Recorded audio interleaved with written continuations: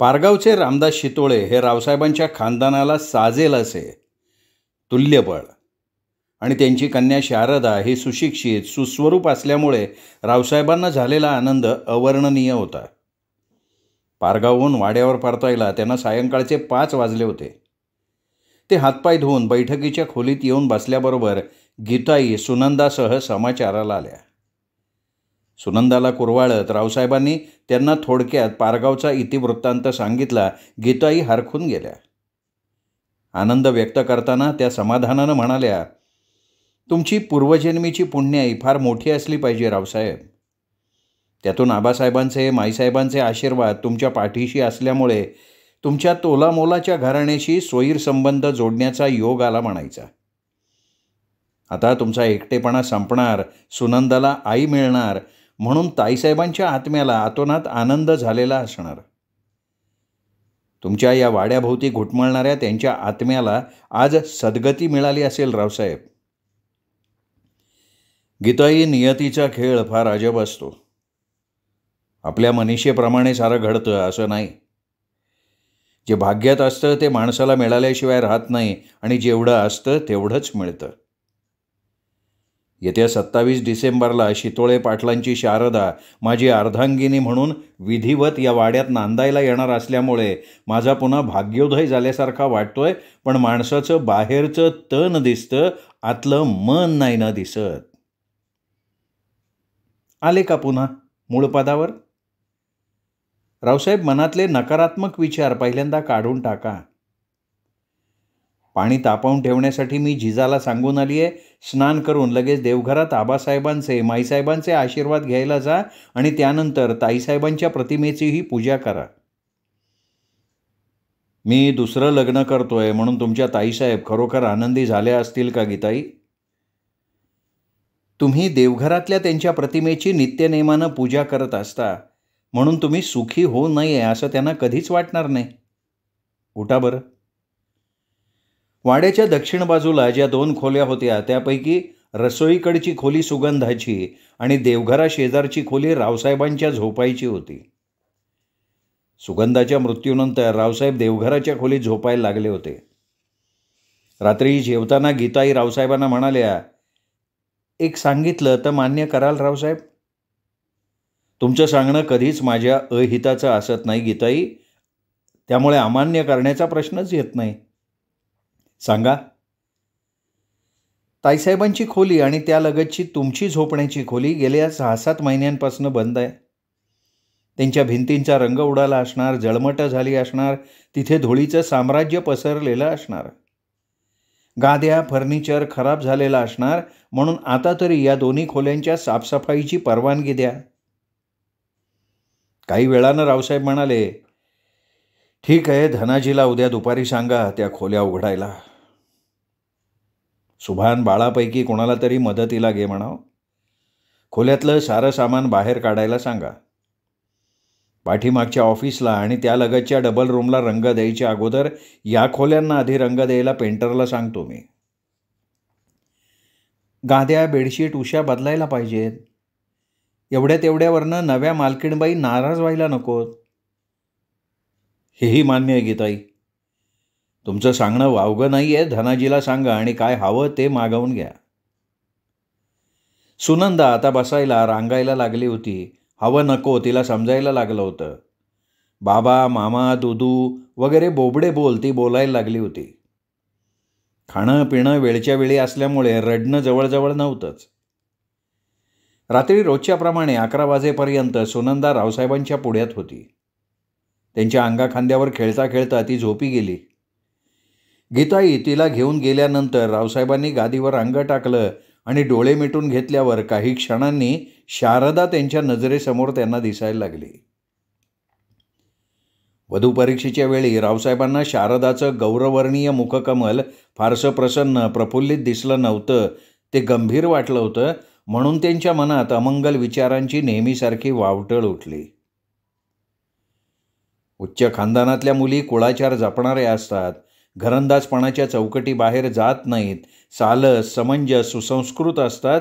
हा उदापूरच्या सासूबाईंचा आणि गीताईंचा ठोकताळा रावसाहेबांना अतर्क्य वाटायला लागला. रावसाहेबांना स्वतःच्या सुखापेक्षा सुनंदाच्या भविष्याची चिंता जास्त होती. शारदा सुनंदाला जीव लावेल, सुनंदावर ती आईच्या मायेचा वर्षाव करेल, यावर काही केल्या रावसाहेबांचा विश्वास बसायला तयार नव्हता. म्हणून राहून राहून त्यांच्या मनात तुफान उठत होतं. सुगंधाप्रमाणे शारदा आपल्याला गृहलक्ष्मी म्हणून परिपूर्ण साथ देईल का? सुगंधाप्रमाणे आपल्यावर सुखाचा वर्षाव करेल का? सुगंधाप्रमाणे ती विचारी, विवेकी, समंजस असेल का? आणि मुख्य म्हणजे ती राग, लोभ, अहंकारापासून दूर असेल का? ती थोरा मोठ्यांचा आदर करणारी, वाड्याची शान राखणारी असेल का? अशा प्रकारच्या कितीतरी प्रश्नांनी मध्यरात्र उलटून जाईपर्यंत रावसाहेबांची पाठ सोडली नव्हती. अखेर शेवटी त्यांनी स्वतःच्या मनाची समजूत घातली की प्रताप, अरे हे सगळे तुझ्या मनाचे खेळ आहेत. शारदा घरंदाज आहे. वधू परीक्षेच्या वेळी तिच्या मनावर टेन्शन असणार, तिचं काळीज धडधडत असणार, म्हणून ती तुला गंभीर वाटली. त्यावेळी ती प्रसन्न, प्रफुल्लित दिसली नाही तुला. सारी सुख पायाशी लोळण घेऊन लागल्यावर ती कशाला अकारण स्वतःच्या पायावर दोंडा पाडून घेईल? नको ते तर्कवितर्क करत बसू नकोस. माया लावली की रांचं पाखरूही जवळ येतं म्हणतात. विश्वासाच्या बळावर सारं जग जिंकता येतं. शारदाला तू विश्वासात घे, तिला समजवून घे. विचार करता करता पापण्या कधी मिटल्या ते रावसाहेबांना समजलंच नाही. यावर मध्यंतरी 3-4 दिवस गेले होते. गुरुवार होता. रावसाहेब सकाळचा नाश्ता करून पाठीमागे गेले. डबल रूम, ऑफिस, संडासचं बांधकाम पूर्ण होत आलेलं होतं. रावसाहेबांना बघताच सुभान जवळ आला. रावसाहेबांनी त्याला विचारलं, प्लॅस्टरला कधी सुरुवात होणार सुभान? उद्या गुऱ्हाळावर पत्रा टाकायचा आहे. ते काम पूर्ण झालं का हिथं प्लॅस्टरला सुरुवात होईल. मग आज काय काम आहे तुम्हाला? दुपारी टमाट्याची खोकी भरायला जायचं आहे, तोपर्यंत मुरूम टाकणार होतो. मग असं करा, मुरूम टाकण्याऐवजी वाड्यातल्या बंद असलेल्या आमच्या 2 खोल्यांची रंगरंगोटी करण्यासाठी आतलं सगळं सामान धनाजीला मदतीला घेऊन बाहेर काढा. खोल्यांची साफसफाई करून मग टमाट्याची खोकी भरायला जा. उद्या सकाळी गावात गेल्यावर भाजी मार्केटच्या मागच्या उस्मानभाई पेंटरला रंगाचं सांगूया. चालेल मालक. मग रावसाहेब तबेल्याकडे गेले. धनाजी चंद्राचा खरारा करत होता. तो म्हणाला, मालक, चंद्रा अलीकडं बेथरल्यासारखा करायला लागला बरं का. म्हणजे? अहो, जनावरांना पण भावना असतात मालक. आलं लक्षात आलं. चंद्राला पण एखादी सोबतीण आणायला पाहिजे म्हण की. तबेल्याची शोभा वाढेल ना मालक. पण तुझं काम वाढेल धनाजी. वाढू द्यावं. त्यापेक्षा आपण चंद्राला घोड्यांच्या फार्ममध्ये आठवडाभर नेऊन ठेवू की. हे बी चालन. कधी पोचवायचं सांगा. मी आधी परांजपे साहेबांना फोन करतो आणि सांगतो तुला. तेवढ्यात सदा धावत आला. रावसाहेबांना म्हणाला, पारगावून फोन आलाय मालक. कोणाचा फोन आहे? नाव नाही विचारलंस? विचारलं की. मी आक्कासाहेब बोलती म्हणले. रावसाहेबांची क्षणात ट्यूब पेटली. ते लगबगीनं बैठकीकडे गेले. रिसिव्हर कानाला लावला आणि म्हणाले, हॅलो, प्रताप देशमुख स्पीकिंग. मी शारदा शितोळे, पारगावून बोलती. राग येणार नसेल तर नावानं संबोधण्याऐवजी राणी सरकार म्हणतो, चालेल? नाही चालणार. मग शारदा देवी म्हणत जाऊ का? नाही, देवीचं शेपूट पण लावू नका. तेवढी माझी योग्यता नाही आहे रावसाहेब. फक्त शारदा म्हणाला तरी चालेल. या विषयावर निवांतपणे चर्चा करू आपण. कुलीन घरंदाज आहोत आपण. कुळाचार जर आपण पाळले नाही तर आपल्या खानदानाला काही अर्थच राहणार नाही. निवांतपणे चर्चा करू म्हणालात ना? खरंच की. फोन करायचं प्रयोजन सांगा. नाही, वाटलं फोन करावा साहेब. नको होता का करायला? तुमचा फोन आल्यामुळे हवेत तरंगत असल्यासारखं वाटायला लागलं आहे. परवा 12 वाजेपर्यंत मी येणार आहे कारगावला. तुमची भेट अपेक्षित आहे म्हणून फोन केला. टॅक्सीनी, जीपनी का एस टीनी येणार? बहुतेक एस टीनी येणार. काय काम काय काढलं कारगावात? हुतात्मा चौकातल्या शगुन वस्त्र भांडारात किरकोळ खरेदी करायची आहे. ध्यानी मनी तुम्ही आहात शारदा देवी. फार आनंदाची बातमी सांगितलीत. स्टँडवर तुम्हाला रिसीव्ह करायला येतो मी. अहो म्हणून तर केलाय फोन. ते शगुन वस्त्र भांडार माहिती नाही आहे मला. एक आग्रहाची विनंती, जेवण करून येऊ नका. तुमची खरेदी उरकल्यानंतर आपण मधुबन रेस्टॉरंटमध्ये जेवायला जाऊ. माझ्याबरोबर शेवंता नावाची माझी मावस बहीण असणार आहे रावसाहेब. असू दे की, फारसा फरक नाही पडणार. शेवंता लहान नाही आहे रावसाहेब. 16वं ओलांडून 2 वर्ष झाली तिला. मग काय तिच्यासाठी स्थळ शोधायला सांगणार आहात का? नाही नाही, अजून 4 वर्ष तरी कर्तव्य नाही आहे तिला. ती बरोबर असल्यामुळे सहवास सुखापलीकडे शारदा देवी. शारदा देवी, कारगावात मला मान आहे, प्रतिष्ठा आहे. त्या प्रतिष्ठेला जपण्यासाठी रोड रोमिओसारखं बेबंध वागता यायचं नाही आपल्याला. मान्य आहे. 27 डिसेंबर फार दूर नाही रावसाहेब. फक्त 1.25 महिना तर बाकी आहे. ठीक आहे, ठीक आहे. परवा दुपारी 12 वाजेपर्यंत या. फोन ठेवतो. एक दिवस मध्यंतरी गेल्यानंतर शनिवार उजाडला. रावसाहेबांना शारदाच्या भेटीची आतुरता लागून राहिली होती. कधी एकदाचे 12 वाजतात असं त्यांना झालं होतं. नाश्ता केल्यानंतर ते पाठीमागे जायला निघाले तेवढ्यात उस्मानभाई आला. त्याला विचारलं, भाईसाहेब एकटे चालत? हा, आणखीन 2 कारागीर आणले रावसाहेब. रिक्षातनं रंगाचे डबे उतरून घ्या त्यात. खोल्यांसाठी रंग कुठला पसंत केलात? काय लेमन कलर नाही तर ऑरेंज कलर. चालेल, दोन्ही कलर छान आहेत. तुमच्या पसंतीनं द्या कुठलाही. छताला मात्र निळसर झाक असलेला पांढरा रंग द्या. चालेल की. उस्मानभाईचे कामगार कामाला लागल्यावर रावसाहेब पाठीमागे गेले. चंद्राला थोपटून बांधकामाची पाहणी करून बाळासुभानाला कामाच्या सूचना देऊन परतले. सुनंदाला खेळवण्यात अर्धा पाऊण तास घालवला. मग दोघा तिघांना फोन केले. 11 वाजायला आल्यावर खाजगीच्या खोलीत गेले. प्रथम नेहमीचा साजशृंगार केला. केसांना सुगंधित तेल लावलं. मस्तपैकी भांग पाडला आणि मग पांढऱ्या शुभ्र नॅरो पॅन्टवर बदामी रंगाचा फुल रेशमी मॅनिला परिधान केला. पायात स्लीवलेस पॉलिश केलेले काळे बूट घालून ते लगेच वाड्याबाहेर पडले. 12 वाजायला 15-20 मिनिटांचा अवधी होता म्हणून ते उत्तर कारगावातल्या पारिजात नावाच्या आपल्या इमारतीला भेट द्यायला गेले आणि मग बरोबर 12 वाजता बसस्टँडकडे गेले. बसस्टँडच्या बाकावर त्यांची प्रतीक्षा करत शारदा शेवंतासह बसून होती. त्यांच्याजवळ गेल्याबरोबर शेवंता म्हणाली, किती उशीर केला दाजी? राणी सरकार 12 वाजता येतो म्हणाल्या होत्या. आम्हाला येऊन 15 मिनिटं झाली असतील. तुमच्या वाटेकडे डोळे लागून राहिले होते त्यामुळे बाकावर बसून राहायचा कंटाळा आला. शेवंतानं गोड हसत हसत उत्तर दिलं. आता रावसाहेबांचा विवाह अवघा 15 दिवसांवर आला होता. दुपारचं जेवण झाल्यावर ते विश्रांतीसाठी खाजगीच्या खोलीत जाऊन बसले होते. साधारणपणे अर्ध्या तासानं सुनंदाला पाळण्यात झोपून गीताई त्यांच्याजवळ येऊन बसल्या. रावसाहेबांनी स्वतःला सावरलं. बसत विचारलं, सुनंदा झोपली का? झोपली. तासभर नाही जागी होणार आता. तिला इकडे आणली असती तर? मग झोपलीच नसती आणि आपल्याला निवांत 4 शब्द तिने बोलू दिले नसते.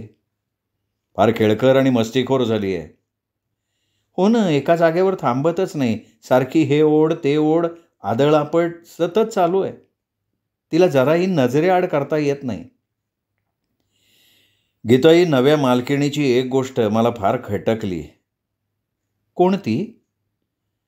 आतापर्यंत तिचे 4 वेळा फोन झाले. एकदा गावात पण ती भेटली, पण एकदाही सुनंदाची तिने साधी चौकशीसुद्धा केली नाही. जवानीची धुंदी आहे. विसरली असेल त्या नादात. नका फारसं मनाला लावून घेऊ. पण तिने एकदा तरी सुनंदाची विचारपूस करायला पाहिजे होती गीताई. एक आताच सांगून ठेवतोय तुम्हाला. काय ते? शारदा वाड्यात आल्यावर तिने स्वतःहून सांगितल्याशिवाय सुनंदाला तिच्या पुढे आणायची नाही. रावसाहेब, अहो, प्रश्न कितीही अवघड असला तरी भावनेच्या भरात तडकाफडकी इतकी टोकाची भूमिका घ्यायची नसते. मग रावसाहेबांनी विषयांतर करून विचारलं, आपल्याला विवाह सोहळ्यानिमित्त किती साड्या घ्याव्या लागतील? आबासाहेबांनी तुमच्या पहिल्या विवाहाच्या वेळी 300 रुपयांच्या 100 आणि 700 रुपयांच्या 50 साड्या घेतल्या होत्या. आत्ताही तेवढ्याच साड्या घ्याव्यात. शितोळे पाटील सालंकृत लग्न करून देणार असल्यामुळे टॉवेल, टोप्या, फेटे, नारळ काही घेऊ नका. साड्यांवर पीस द्या फक्त. आणि आपल्याला इथे काय काय करावं लागेल? मांडव डहाळे, हळद दळणं, गोंद भराड, देवक, दंडवताचा कार्यक्रम, सत्यनारायणाची पूजा, जागरणाचा कार्यक्रम हे सगळं रीतिरिवाजाप्रमाणे करायला पाहिजे. विवाहापूर्वीच्या कार्यक्रमांच्या सामानाची यादी करा, धनाजीच्या स्वाधीन करा. विवाहानंतरच्या सामानाची नंतर 2-3 दिवसांनी करा आणि ते सामान धनाजीला कोठीच्या खोलीत आणून ठेवायला सांगा. काही कमी पडता कामा नये. वाड्याबाहेर मंडप घालावा लागेल. दंडवताच्या दिवशी 700-800 माणसांचा स्वयंपाक करायला लागेल. सत्यनारायणाच्या पूजेच्या दिवशी 2-2.5 हजार माणसांचा स्वयंपाक करायला लागेल. स्वयंपाकाचं आचार्याच्या गळ्यात घालता येईल. कासार सांगायला लागेल. लग्नपत्रिका छापाव्या लागतील. स्पीकर, चौघडा, रोषणाई. कासार सांगितलेला नाही आहे फक्त. बाकी सगळी व्यवस्था झाली आहे. लग्नपत्रिका उद्या ताब्यात मिळतील. बाळाभाऊ, सुभान, संभाजी, सोमनाथ 2 दिवसात लग्नपत्रिका वाटतील. मग त्यांचं अवांतर बोलणं चालू असताना गावातनं संभाजी जाधवचा फोन आला असल्याचं सदा सांगत आला. रावसाहेबांना उठायला लागलं. रिसिव्हर कानाला लावून त्यांनी संभाला विचारलं, अरे 2 दिवस कुठे गायब झाला होतात राजे? प्रिंटिंग प्रेसमध्ये ठाण मांडून बसलो होतो रावसाहेब. रावसाहेब तुम्ही सध्या दुर्मिळ झाले. कसं आहे ना रावसाहेब, अहो तुमचं लग्न हे आम्ही आमच्या घरचं कार्य समजतो. आमच्या संसार प्रपंचाची चिंता नका करू. संध्याकाळी 5-6 वाजेपर्यंत तुमच्या भेटीला येतो आम्ही. ठीक आहे, जेवल्याशिवाय तुम्हाला गावात जाता येणार नाही, आत्ताच सांगून ठेवतोय. फोन करण्याचं दुसरंच कारण आहे रावसाहेब. बोला ना. थोड्या वेळानं संजय तुमच्या भेटीला येणार आहे. आला कधी तो कामठीहून? देव पावला म्हणायचा. अहो सकाळी आला. बरं झालं, द्या पाठवून. नाही तुम्ही वाड्यातच आहे ना? धरणावरून माधवबागेकडे जाणार होतो, आता जाणार नाही. रावसाहेबांच्या पाठोपाठ गीताई बैठकीकडे आल्या होत्या. रावसाहेबांनी फोन ठेवल्यावर त्यांनी विचारलं, कोणी येणार आहे रावसाहेब? अहो संभाजीचा चुलत भाऊ संजय जाधव. त्याला आपल्याकडे कारभारी म्हणून ठेवून घ्यायचा आहे. बरं होईल. फार धावपळ करावी लागते तुम्हाला. मागची एक डबल रूम आहे ना, ती आपण कारभाऱ्यांसाठीच बांधली गीताई. शेजारचं ऑफिससुद्धा त्यांच्यासाठी. इथून पुढे आपला सगळा कारभार त्या ऑफिसमधनं चालणार. मग त्या ऑफिसात सुद्धा फोन द्यावा लागेल. घेऊ की. काय फोनला फारसा खर्च येत नाही हो. पण तुम्हालाही अधूनमधून ऑफिसात बसायला जावं लागेल. विश्वासाची दुनिया नाही राहिली रावसाहेब. सगळं नोकरांच्या करावर सोपवू नका. सूचना रास्ते गीताई, मी पालन करेन. जिजाला तुमच्यासाठी चहा ठेवायला सांगू? नाही लगेच नको. संजय आल्यानंतर सांगा ठेवायला.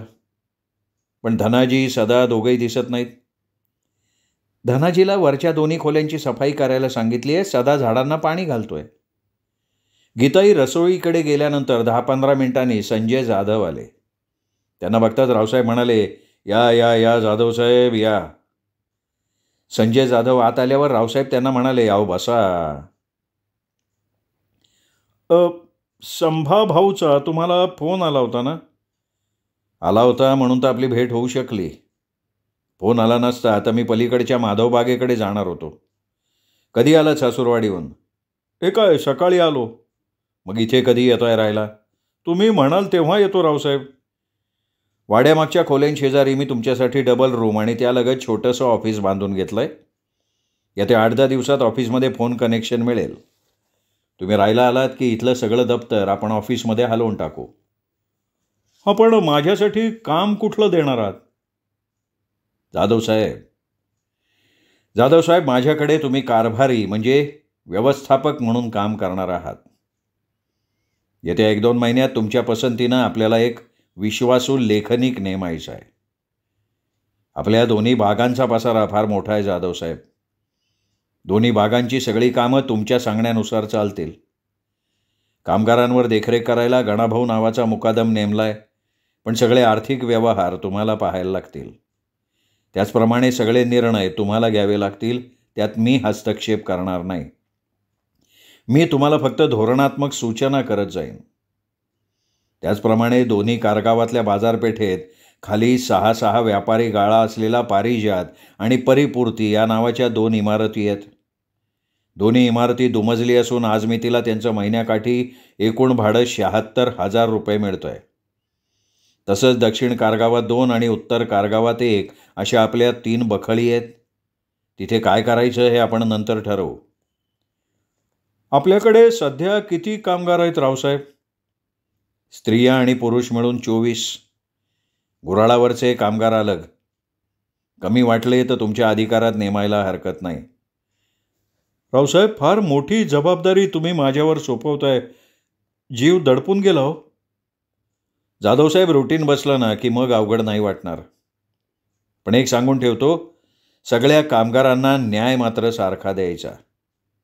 कुणाला अकारण सवलती द्यायच्या नाहीत, भेदभाव करायचा नाही, आमच्या खानदानाला गालबोट लागू द्यायचं नाही.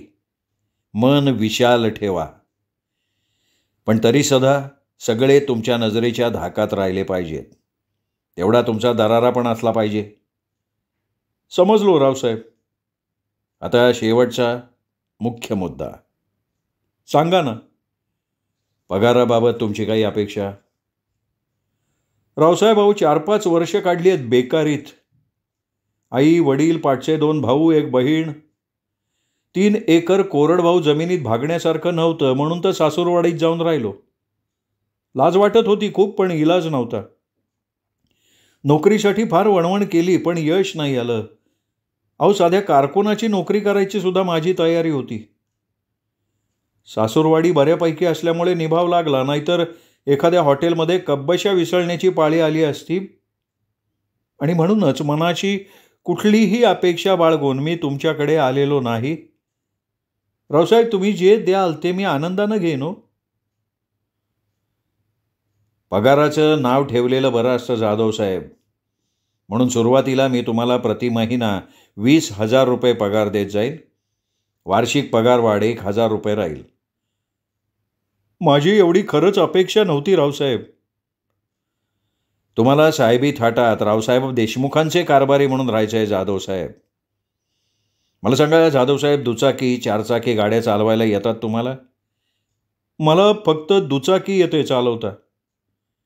मग आपल्या आउटहाऊसमध्ये माझी बुलेट सध्या धूळखात पडली आहे. तिला तेलपाणी करा, वापरायला लागा आणि 4 चाकी गाडीसुद्धा चालवायला शिका. रावसाहेब, तुमचे आभार कुठल्या शब्दात मानायचे? नाही जाधवसाहेब, हे बघा, मी तुमच्यावर कसलीही मेहरबानी करत नाही आहे. तुम्हाला इथे घाम गाळायचा नसला तरी तुमचं बुद्धिचातुर्य आणि तुमचं कसब इथे पणाला लागणार आहे हे लक्षात घ्या.